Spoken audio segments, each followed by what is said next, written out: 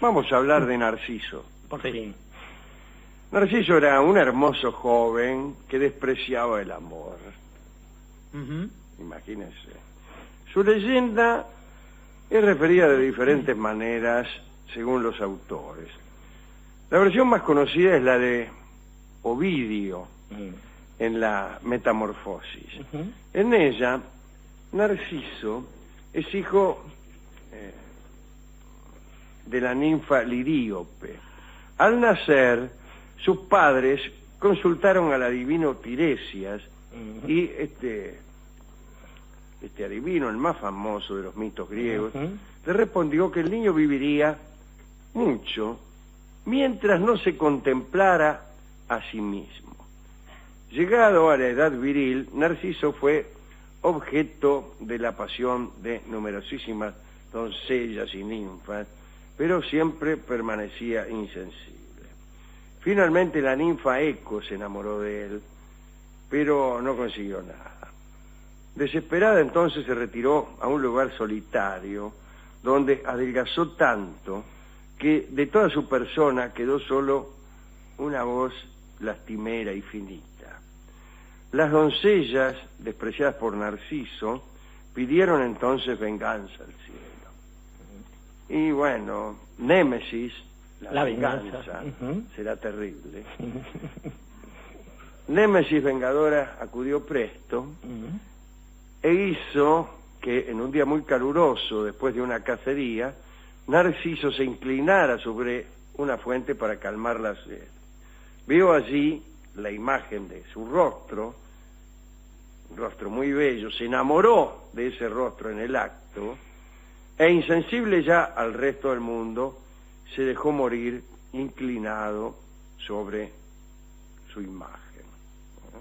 Y ya en el infierno, aún en el Estige, trata de contemplar los amados rasgos, que son los de él. Y en el lugar de su muerte brotó una flor a la que se dio su propio nombre, Narciso. La versión beocia de la leyenda era distinta. En ello se decía que Narciso era un habitante de la ciudad de Tespias, no lejos de Helicón, que era joven y muy bello, pero que despreciaba los placeres del amor.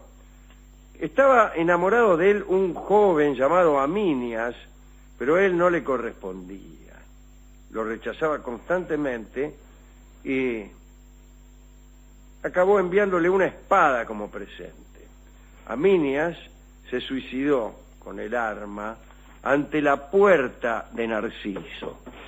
Pero en el momento de morir, como suelen hacer los que se te suicidan en la puerta, pidió la maldición de los dioses contra su cruel amado. Y un día en que el joven se vio en una fuente, se enamoró de sí mismo y, desesperado ante su pasión, se suicidó. Los tespios tributaron un culto al amor, cuyo poder quedaba patente en esta historia, y en el lugar en que se había suicidado Narciso, y donde la hierba había quedado impregnada con su sangre, nació una flor. Adivinen cuál. El Narciso. Pausanias refiere que Narciso tenía una hermana gemela a la que se parecía en extremo. Ambos eran bellísimos. La muchacha murió y Narciso, que la quería entrañablemente, experimentó un gran dolor. Un día, al verse en una fuente, creyó por un instante que estaba mirando a su hermana.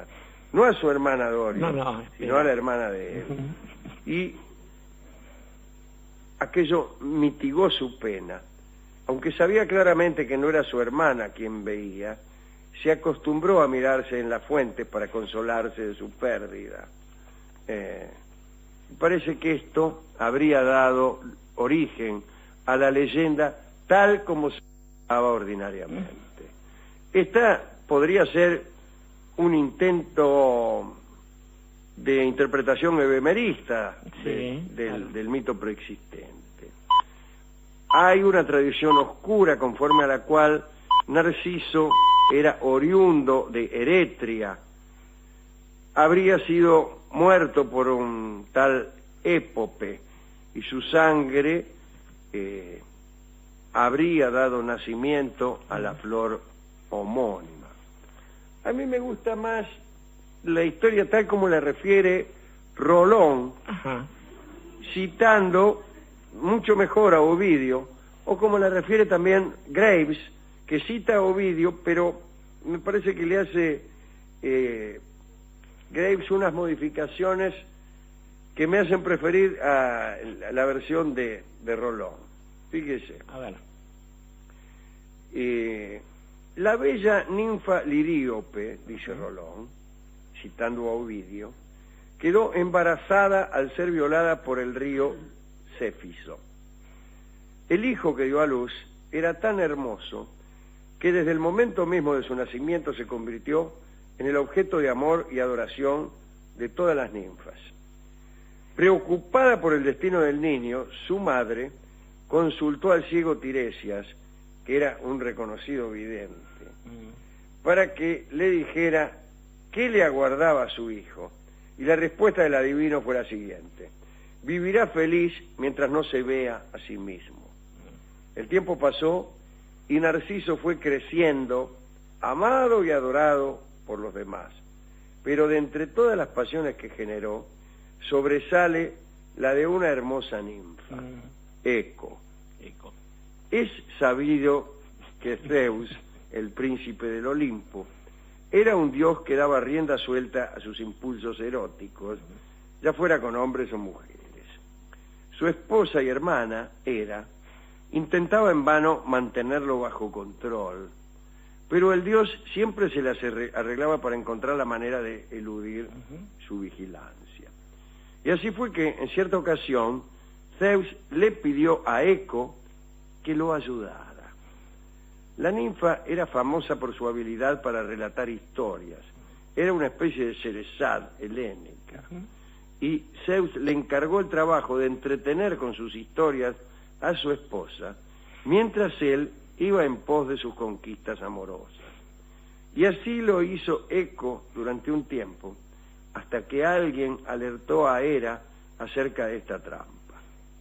Hera, reconocida por su carácter furibundo, la castigó quitándole ese don maravilloso que tenía con las palabras y condenándola a poder repetir solamente las últimas sílabas que escuchara de la boca de los demás.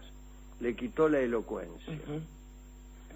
Cierta vez la ninfa vio a Narciso y quedó inmediatamente enamorada de él.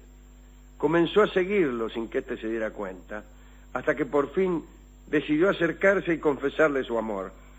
Pero debido a la condena de Hera, le fue imposible utilizar las palabras para seducir a Narciso, quien, por otra parte, la rechazó de manera soberbia y cruel. Eco, dolorida por la ofensa, exclamó para sus adentros, casi a modo de maldición: ojalá cuando él ame como yo lo amo, desespere como desespero yo. Y como bien sabemos, en la mitología clásica, las maldiciones siempre se cumplen. Y un sino fatal iría en favor de ese cumplimiento. Narciso había visto su rostro reflejado en las aguas del río, y a partir de ese momento quedó sentenciado a amarse solamente a sí mismo. Y este era el peor de sus castigos, el que lo condenaba a la soledad eterna. Desdichado yo, que no puedo separarme de mí mismo. A mí me pueden amar otros, pero yo no puedo amar. Esta pasión lo fue consumiendo hasta que, desesperado por tenerse, se arrojó al río intentando abrazar su propia imagen y se ahogó. Al poco tiempo empezó a generarse una extraña metamorfosis. En la orilla de aquel río comenzó a brotar una hermosa flor, la misma que hoy lleva el nombre de Narciso.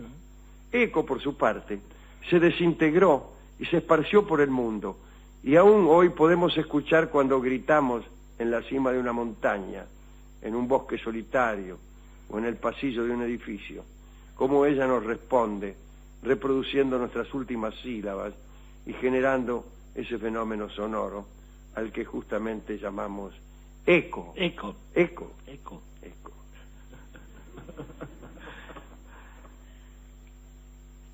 Está muy bien ese relato, ¿eh? El de Gabriel, digo. El de Gabriel está muy bien. Después Gabriel nos cuenta qué cosa es el narcisismo, ¿no? Pero hay, más allá del psicoanálisis, digo, hay algunos datos extraños que sería bueno tener en cuenta a la hora de pensar, ¿no? En este relato que acaba de hacer usted con la ayuda de Gaby. Y es, en principio, para que se produzca el fenómeno amoroso, es necesario que el objeto amado, el que va a cargar encima con el amor del otro, se deje amar, porque también esto es verdad, no hay una inocencia plena en el que es amado por otro. Esto es, si el que es amado impide absolutamente que ese sentimiento tenga algún grado de futuro, de concreción, probablemente el otro fácilmente se desembaraza de esa especie de virus en el que consiste el amor.